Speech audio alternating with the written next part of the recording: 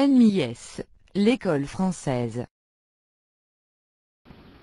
Alors, bienvenue. Deuxième, on va aujourd'hui discuter ensemble ce qu'on va appeler la pente d'une droite.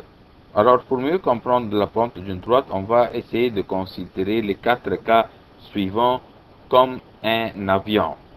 Dans le premier cas, on voit bien que l'avion décolle, ce qui veut dire que l'avion augmente d'altitude. L'avion augmente d'altitude en allant de gauche vers la droite. On dit que l'avion augmente d'altitude. Alors on dit que ici la pente est positive. On va dire P est positive.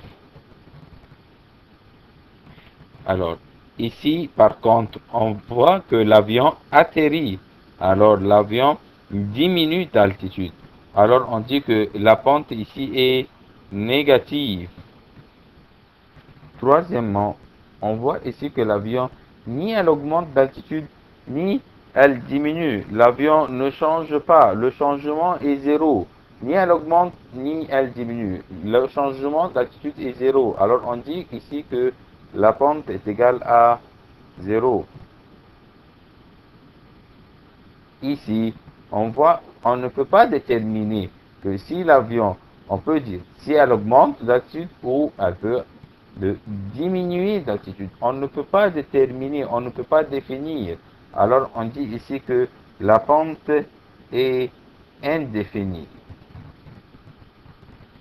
Ça veut dire qu'on ne peut pas définir si elle augmente ou si elle diminue. Alors, ici on va voir, dans le cas, on va essayer de calculer la valeur de la pente. On assure que la pente ici est positive, mais en ce qui concerne sa valeur, pour calculer la valeur de la pente, on va voir les coordonnées des deux points qu'on a ici qui sont A et B. En ce qui concerne le point A, ses coordonnées dans X sont moins 1 et dans Y c'est 1. Alors on va écrire que A, à côté de A, que ses coordonnées sont moins 1 et 1. En ce qui concerne B, on voit bien que ses coordonnées sont 2 dans X et 3 dans Y. Alors ici, les coordonnées sont 2 et 3. La pente d'une droite est calculée par la formule suivante. Y2 moins Y1 divisé par X2 moins X1. Où sont les X1 et X2 et Y1 et Y2? On va voir ensemble. Ça, ce sont les coordonnées du point A. On a su que les coordonnées commencent toujours par X, puis Y. Par X, puis Y. Alors, puisque A, si on va considérer le point A, premier point ou première coordonnée, alors on va appeler ça X1 et celui-ci Y1, celui-ci X2 et celui-là Y2. Alors, pour calculer la pente, on va dire P égale Y2 qui est 3 moins Y1 qui est égal à 1 sur X2 qui est 2 moins X1 qui est égal à moins 1 encore une fois. Alors, voilà X2, encore une fois cette partie, X2 était égal à 2, voilà, moins, voilà, ce moins là, moins 1 qui est X1. Alors, il y a deux moins, on doit faire attention ici car moins et moins font plus. Alors, 3 moins 1, ça me donne 2, et 2 moins moins 1, ça me donne 3. Alors, c'est 2 sur 3.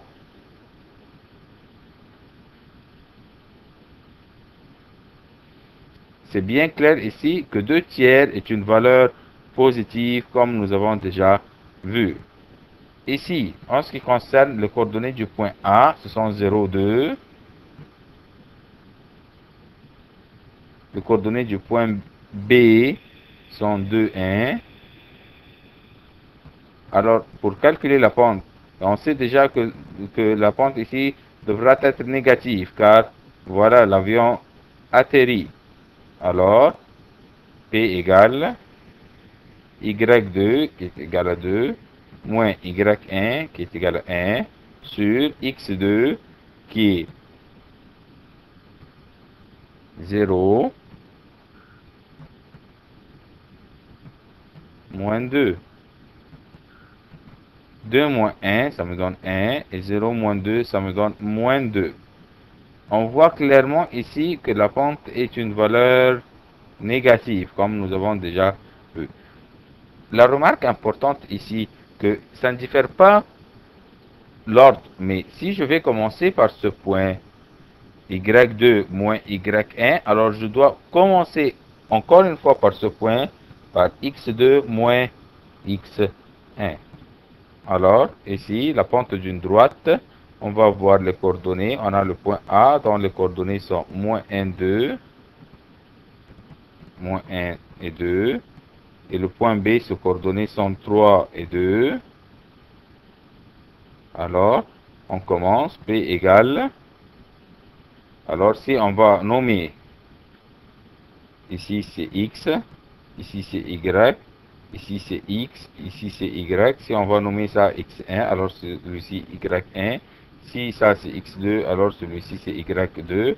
Alors, la pente est égale à Y2.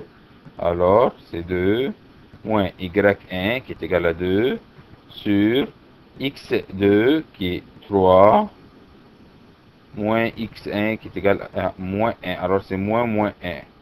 2 moins 2, ça me donne 0. 3 moins 1, ça veut dire 3 plus 1, ça me donne 4.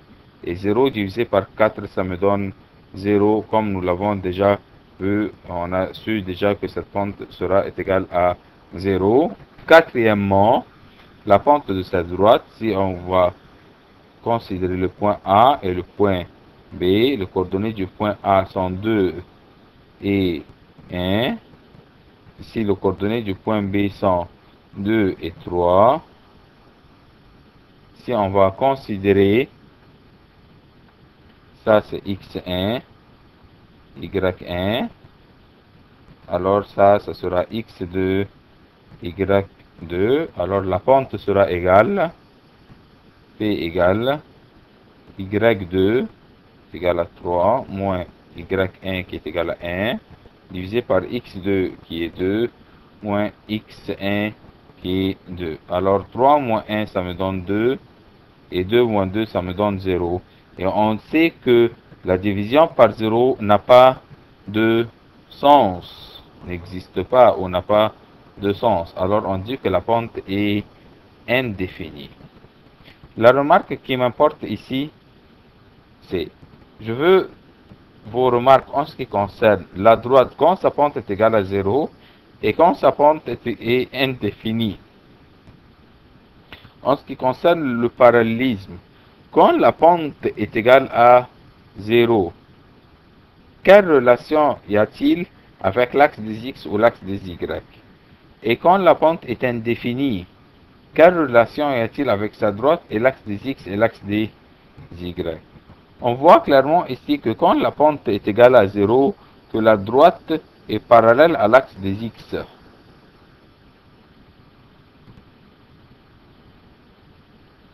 Tandis que quand la pente est indéfinie, la droite sera parallèle à l'axe des y.